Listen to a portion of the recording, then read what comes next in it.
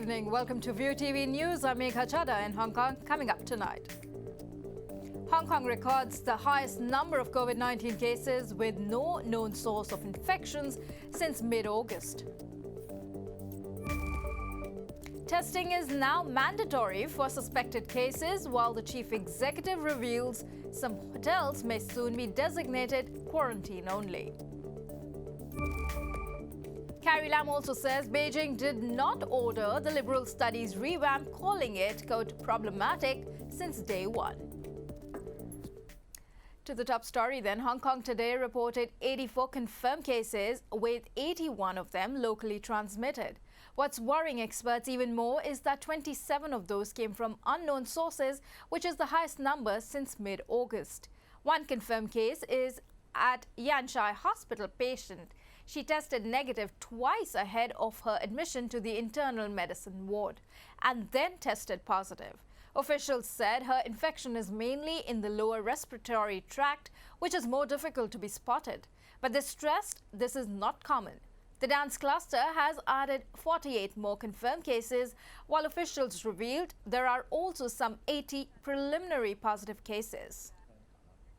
And mandatory testing for people suspected of having COVID-19 began today, and those who don't follow the doctor's order could be fined or even jailed.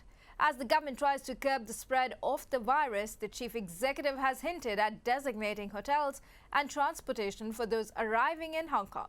Dhruv Tekekar has more. Long queues formed outside the Liking Community Hall this morning. It opened its doors today as one of 5 new community testing centers. Some were there at the request of their bosses. Many also showed up at post offices across Hong Kong, which began handing out specimen collection bottles today. In another part of Hong Kong's drive to make testing more widespread, private doctors can order their patients to take the coronavirus test, starting today. According to the official mandate, which lasts for 2 weeks, it's for any patient suspected of being infected. Doctors will be checking for potentially high-risk activities. Where they've been recently, whether they've been to karaoke, a concert, or dancing, we will be paying more attention to these aspects, as well as symptoms like sore throat, fever, and cough. Patients can either use a bottle provided by the doctor to collect a deep throat saliva sample and return it to a designated government clinic within 2 days, or they can go to an approved private testing agency and bring the results back to their doctor within 4 days.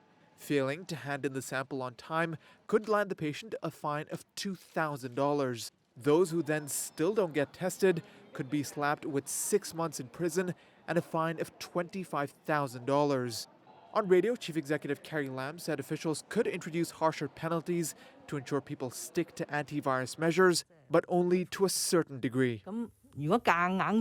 If we forcibly use the mainland method on Hong Kong, not only would we be unable to achieve the desired effect, it may even be counterproductive.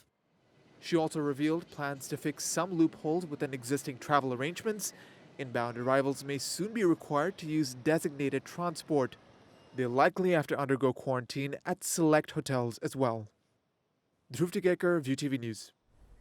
Now, a Reuters tally shows the coronavirus has infected more than 61 million people globally and led to the deaths of 1.4 million people.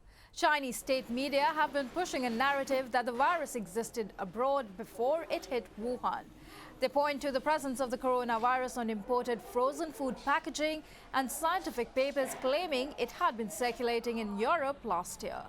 But overnight, WHO's top emergency experts said the theory is, quote, highly speculative. The group also urged people not to let their guard down. Even as case numbers are coming down, all countries need to remain vigilant.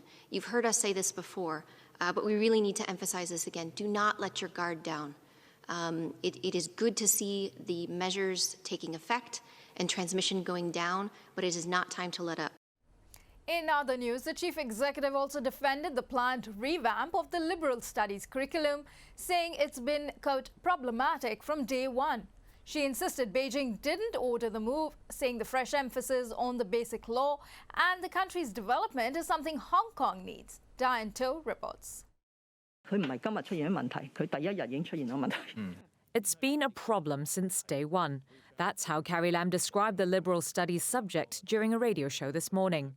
The Education Bureau announced this week it would be implementing a new curriculum and grading system for the subject.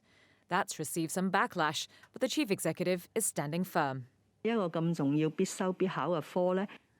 This is such an important and compulsory subject. Yet there's no curriculum framework or approved textbooks. All of that is being decided by individual teachers. That is not sound. The CE added students have to be taught the objective facts and to tell right from wrong. Under the new curriculum, which will be renamed, there will be more focus on the nation's development, the Constitution, the Basic Law and the rule of law. Speaking to Now TV, Lam also denied the move was an order from Beijing. She insisted they only discussed economics during her trip to the capital last month. She also said it's not only students who don't have a comprehensive understanding of the Basic Law. 23 years after the handover, we still haven't done enough to educate the public about the Basic Law, whether in schools, in society, or even among civil servants. Up until now, I still can't say all civil servants have a thorough understanding of the one country, two systems principle. While many pro-Beijing voices have complained that liberal studies played a part in triggering the city's mass protests, Lam said the unrest is a complex issue that can't be blamed on one school subject. She did, however, admit to one shortcoming in her handling of the unrest. We could have explained to people more clearly and earlier on why we had to do it. Lam acknowledged she couldn't say she's done the best job in all aspects, but insisted she has no regrets. Diane Tote, View TV News. A survey has found that online classes catered to children with special education needs have been good for them and their parents. Zoe Chan reports. An unexpected gain from the pandemic for parents of kids with special education needs. As it turns out, going online for support and training sessions is feasible and beneficial. The Hong Kong Christian Service collected more than 1,400 responses from parents of so-called SENs on their views towards virtual online training. That covers lessons in areas such as occupational and speech therapies, which are normally held at training centers, but now pushed online due to the pandemic. This mother said the virtual training helps her daughter, who has attention deficit issues, to focus better, likely because there are fewer distractions at home than at training centers. 94% of the respondents think the online classes are effective, and parents can be involved more, with 96% of them saying the remote method allows them to more easily join their kids' lessons. Working parents may need to take leave from work to bring their kids to the centers. This could cost them half a day or so. But virtual lessons allow them to take part when they are working from home or at their workplaces. The group is now calling on the government to give online training for SEN's official accreditation so that a mixed mode can be adopted even after the pandemic. Zoe Chan, View TV News. Up next, the latest from the world of business.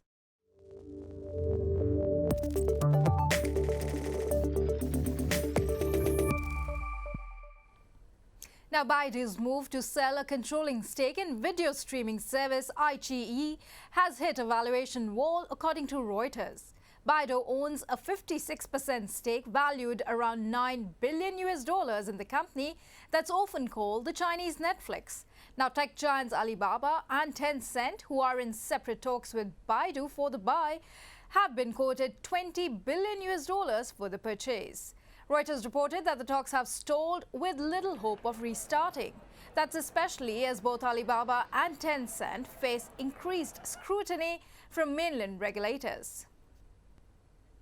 Now, once coronavirus vaccines are given the green light, the next hurdle is the logistics behind the distribution. Here's Francis Maguire on how one airport in Europe is making those preparations. With drug makers racing to produce coronavirus vaccines, authorities face a challenge in how to transport them around the world en masse once they're ready, and they'll have to do it while keeping them at ultra-low temperatures. Here at a large cold storage warehouse at Amsterdam's Schiphol Airport, KLM workers are getting ready for a surge in vaccine cargoes next year. Schiphol is a major hub for medical products, and it's already handled some of the vaccines being used in trials. The bigger containers can carry up to 30,000 doses of the vaccine.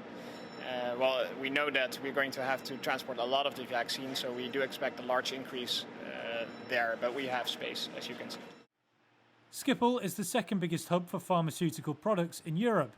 It's expected to be both a staging ground for vaccines from India, Italy or the United States, and a departure point for vaccines made in Europe. So the first ones will probably come in December, January, and from there on new vaccines will be approved.